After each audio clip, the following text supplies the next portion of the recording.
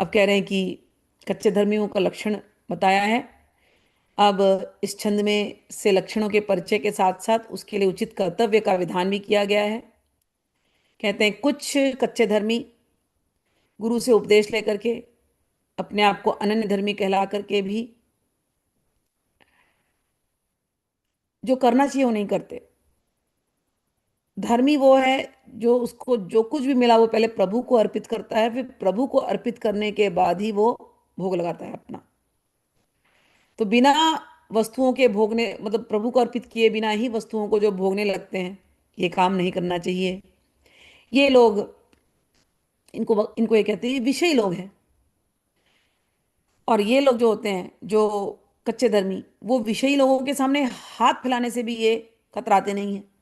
आशापूर्वक हाथ फैलाते हैं और भीख मांगने के लिए हाथ लटकाए रखते हैं। ऐसे अधर्मी लोगों के लिए सेवक जी कहते हैं कि अरे, कब तक तुम इस रास्ते चलोगे, भीख मांगने के रास्ते? तुम्हारी आयु क्या है? कितना सा जीवन बाकी है? फिर क्यों जबरदस्ती यूं यहां पर हटकते बरसते हुए अपने काम को बिगाड़ रहे हो? सच्चे धर्मी बनकर के अपने जीवन को सफल क्यों नहीं करते? श्री हरिवंश धर्म को छोड़ करके क्यों घर घर में यहां वहां दूसरी उपासनाओं में भटकते फिरते हो? आस करे विषय इनके आगे जो देखे मैं, जो रत हाथ लटकत। कहते हैं मैंने देखा है, कितने ऐसे धर्मियों को देखा है जो अपने आप को कहने के लिए उपासक कह रहे हैं, अनन्य भक्त कह रहे हैं, लेकिन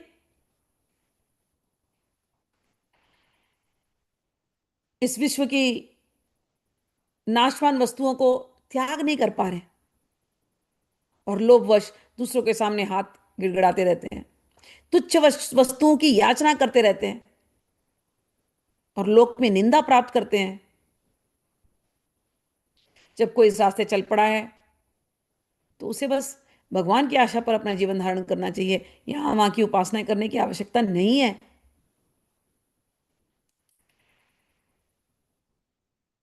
किसी के सामने गिड़गिड़ाने की आवश्यकता नहीं है। अगर कोई गिड़गिड़ा रहा है इस प्रकार से तो कहते हैं फिर वो अनन्य प्रेम मार्ग से गिर गया है। ऐसा हमको नहीं करना चाहिए। 15वें, साकत संग अंग अगनी लपट लपट जरत क्यों संगति ही कीजे। साधु सुबद्धि समान सुसंतनि जानी के शीतल संगति कीजे। एक जुकाचे प्रकृति विरुद्ध करे तो कहाँ काजे। जे आग के दाजे गए बजे पानी में आग लगे तो कहाँ कीजे, पानी में आग लगे तो कहाँ कीजे। अब हित धर्मी को चाहिए कि वह अपने धर्म को समझे और जो अन्य जो मार्ग हैं, शाक्त खास करके कपालिक या वाम मार्गीय शाक्त जो है, उनके उनके साथ वो न रहे, क्योंकि वो भटक जाएंगे फिर।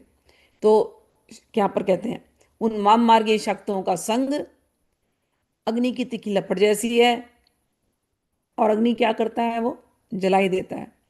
तो लपट का स्वभाव, जो अग्नि का स्वाभाविक धर्म है जलाना, तो कह रहे हैं तुम क्यों जलना चाहते हो ऐसे वाम मार्गियों के साथ रह करके। साधु जन, साधु सुबुद्धि समान तू संतनी सुसंतन जानी के शीतल संगत कीजिए। अरे तुझे आके पास क्यों जाना है, तू संतों का संग कर। साधु जन सुंदर बुद्धि के होते हैं, संभावपूर्ण होते हैं। ऐसे साधुजनों को समझो, इन संतों का संग करो जो तुमको शांति देंगे, जो तुमको शीतलता प्रदान करेंगे। तुम ये वाम मार्गी तांत्रिकों के पीछे जाकर के अपनी इच्छाओं की पूर्ति के लिए अलग अलग ये जो रास्ते अपनाते हो, ये तुमको केवल जलाएंगे। एक जो काचे प्रकृति विरुद्ध, एक तो तू पहले ही कच्चा है इस रास्ते में, ऊपर से तू सात्विक अगर है तो सात्विक होते हुए क्यों इन तांत्रिकों के पीछे पड़ रहा है जो तामसिक साधना करते हैं। तो तमोगुण प्रधान उपासना युक्त जो शाक्त हैं उनसे तो दूर रह, ये तेरे स्वभाव के विपरीत है।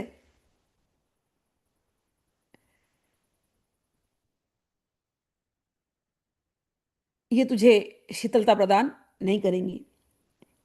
जय आग के दाझे गई भजी पानी में आग लगे तो कहाँ कीजे। कहते हैं तू इस विपरीत धर्म के प्रवाह में बह जाएगा तो तेरा यह हाल होगा जैसे कोई आग का जला भुना शीतलता के लिए पानी में जाए, लेकिन उस पानी में भी आग लग जाए तो उसकी क्या दशा होगी। इसलिए मत भटक, विपरीत धर्मों में मत जा। धर्म के कच्चेपन की आग के जले हुए शाक्त संग रूप पानी में शांति के लिए गए, पर वहां भी प्रकृति विरोध की आग लग जाए तो शांति कहीं नहीं मिलेगी। इसलिए ये विपरीत भाव वाले जो है उनको छोड़, अन्यथा का व्रत ले, उनका स्मरण कर जो गुरु तुझे बार बार याद दिलाते हैं, उन प्रतिज्ञाओं का स्मरण कर और मत फंस ऐसे गलत उपासना मार्ग में। गुरुदेव और इष्ट देव के सामने जो जो बातें तूने अनन्यता की थी, उन अनन्य वचनों को तू याद कर और उस अनन्यता को तू निभा। यही उचित रास्ता है।